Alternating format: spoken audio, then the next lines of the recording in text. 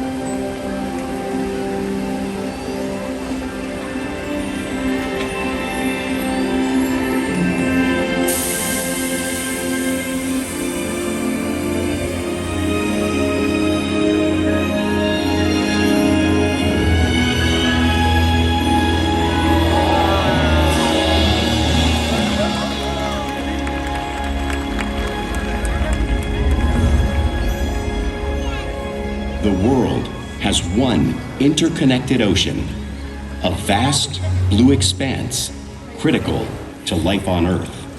And there's no better animal to represent the story of the ocean with all its splendor and uncertainty than the killer whale, or as it's scientifically known, the Orcinus orca. The orca lives in every corner of the ocean, from the Arctic to the Atlantic, the Southern to the Indian, to the mighty Pacific and beyond.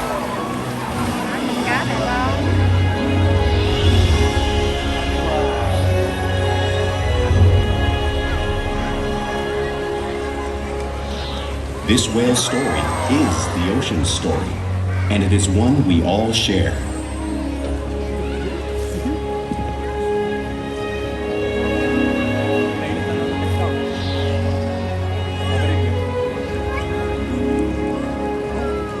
Welcome to SeaWorld's Orca Encounter. My name is Delaney, and I'm so honored to introduce you to this intriguing and majestic animal.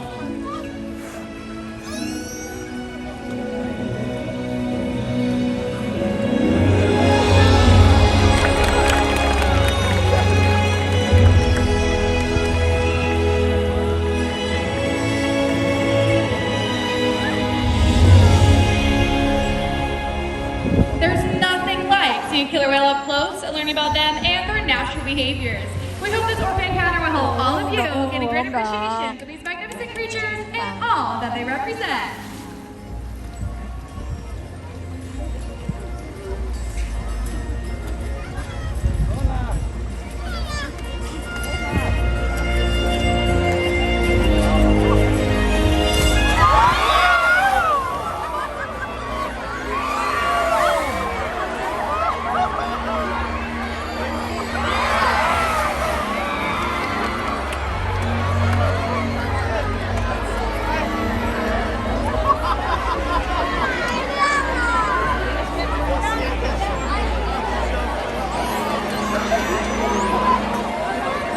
While they are found in every ocean, orcas living off the coast of Iceland are quite different than those near Costa Rica.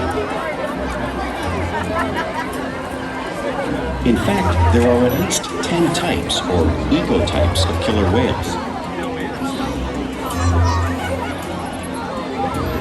An ecotype describes the differences between killer whales' size, physical form, prey, social structure, and habitat. As you can see, the differences are subtle, but noticeable when compared side by side. Orcas are adapted perfectly to their environments. And even the whale's black and white coloration has a purpose. It camouflages the outline of their bodies in the water, making it easier for them to surprise and catch their prey.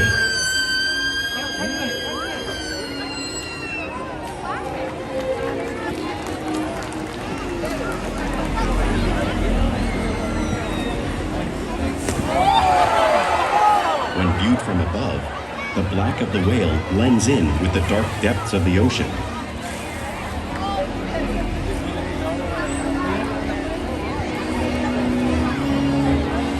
When viewed from below, The orca's white bellies match the brighter surface of the water, blending with the light above, giving them the perfect camouflage.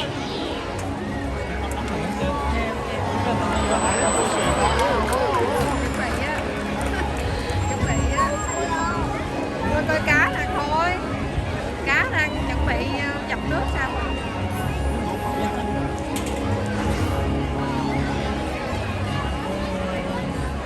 Killer whales really are a natural wonder. And my friends Shuka and Kalia here are going to help me show all of you some of their physical characteristics.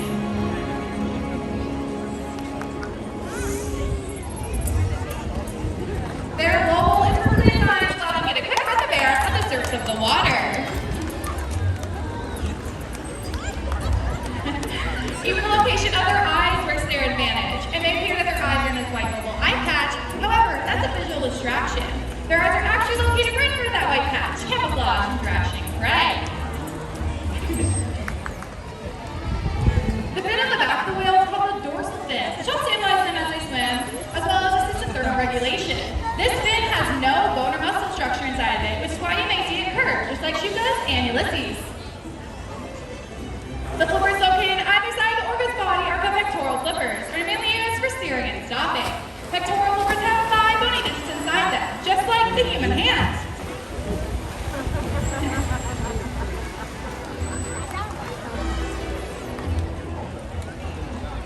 Now, the lobes found at the end of the orca's tail are called flukes. The tail fluke is a killer whale's engine, propelling them close to 30 miles per hour. That's as fast as our speedboats. But they swim the fastest and use the most power whenever they're propelling their nearly 10,000-pound bodies all the way up and out of the water.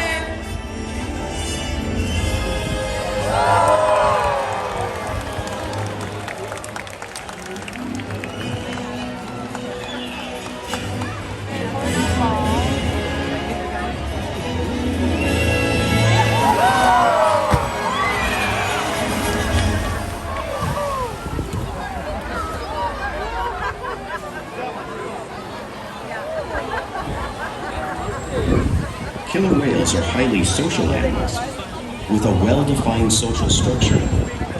An orcapod is always led by a female.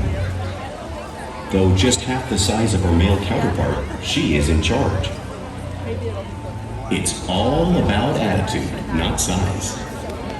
Because they live and work as a group, orcas need to communicate with sounds and body language. Orcas use clicks for echolocation or navigation.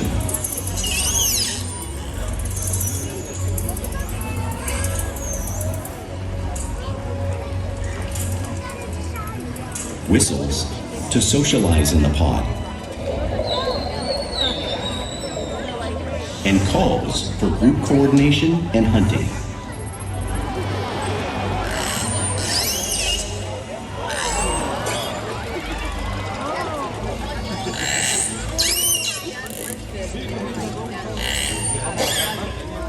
Vocal development studies here at SeaWorld show that early on, calves learn vocalization from their mothers. But as they grow, they learn from others close to them as well. This is a bottlenose dolphin call that Shuka learned and even taught other killer whales here at SeaWorld. In fact, orcas are the largest members of the dolphin family.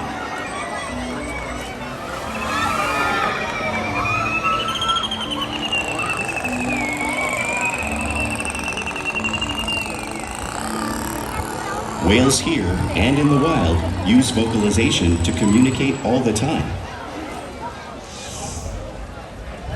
Like all animals, killer whales use body language as part of their communication. They use pectoral slaps to show dominance or to get noticed. For example, a mother may use a peck slap to get her calf's attention.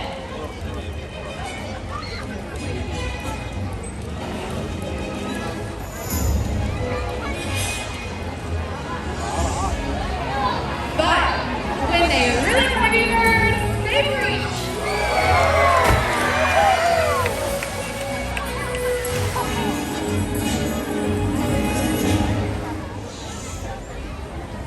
Spy hopping is how killer whales coordinate and benefit from their surroundings while they hunt.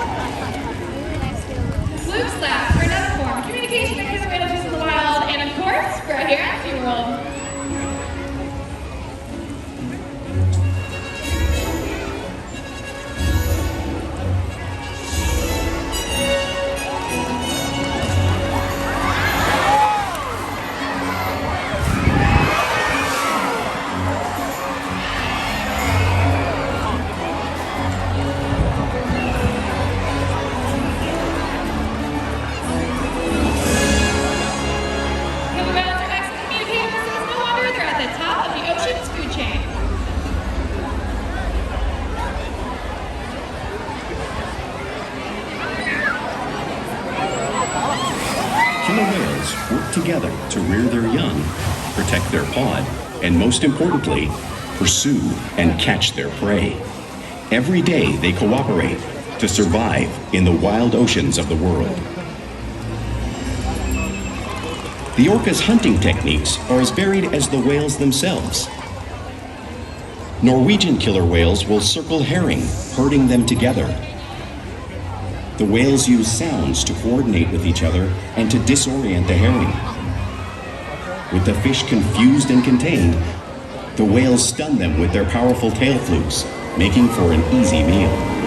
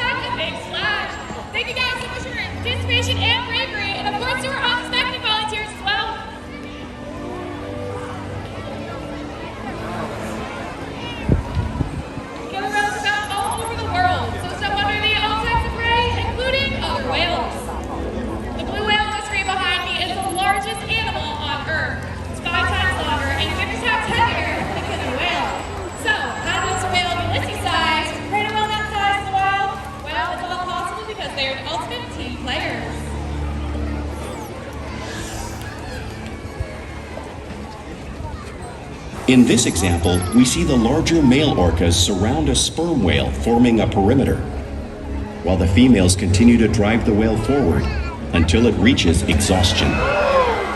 The calves then move in to join the adults in the group. Whatever their prey, killer whales always cooperate and hunt together, making them a highly successful predator.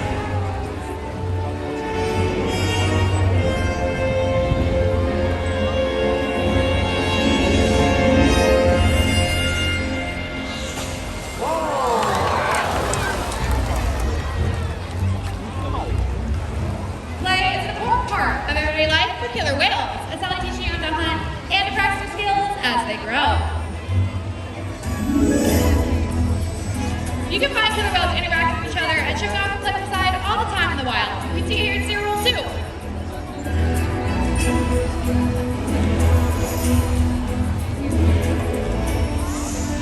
is when an orca swims fast to the surface, bringing out the water briefly.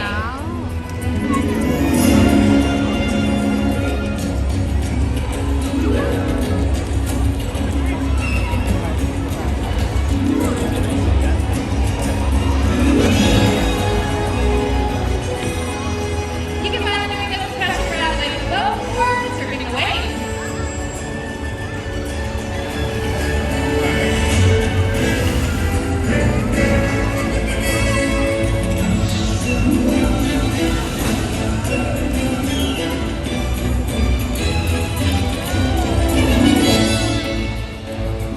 Killer whales like to be touched and rub their bellies on rocks whenever they can. Watch, you can do this here, just like killer whales in British Columbia.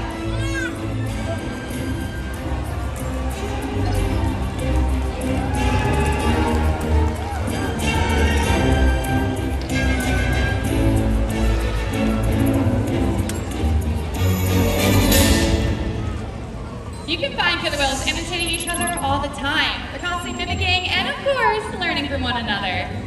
Bằng cái con cá kìa. Con cá kìa. Đó, con cá trên mẫu.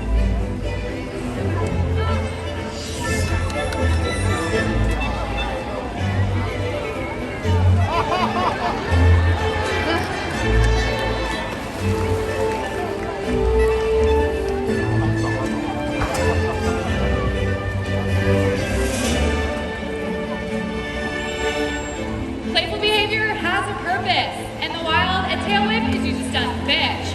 But today, these orcas just might be stunning all of you.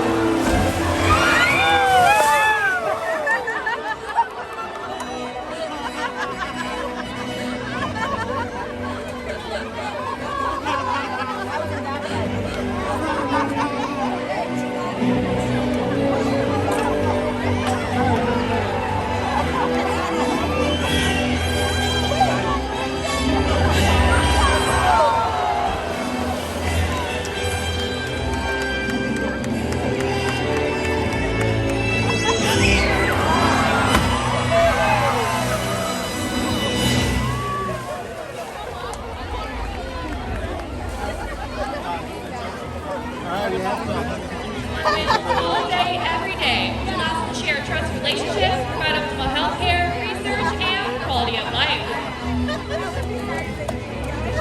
The whales here take an active role in their own health and well-being.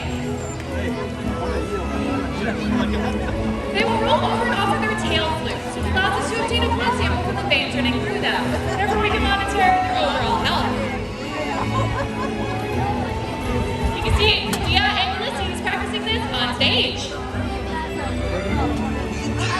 They will even slide onto the scales so we can weigh them, just like Morgan is doing in the video right here. That way we can ensure the younger whales grow properly and it's also maintaining a healthy weight.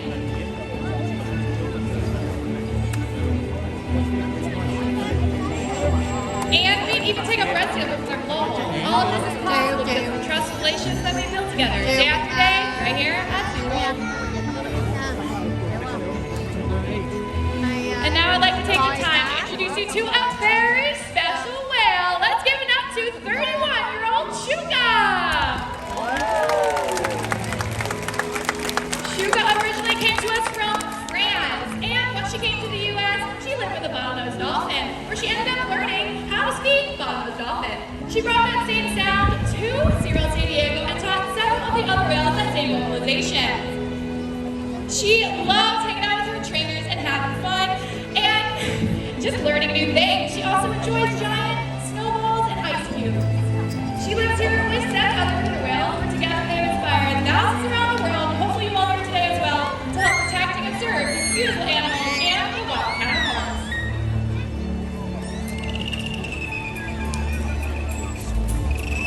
The whales here at SeaWorld have helped killer whales in the wild by participating in many research studies.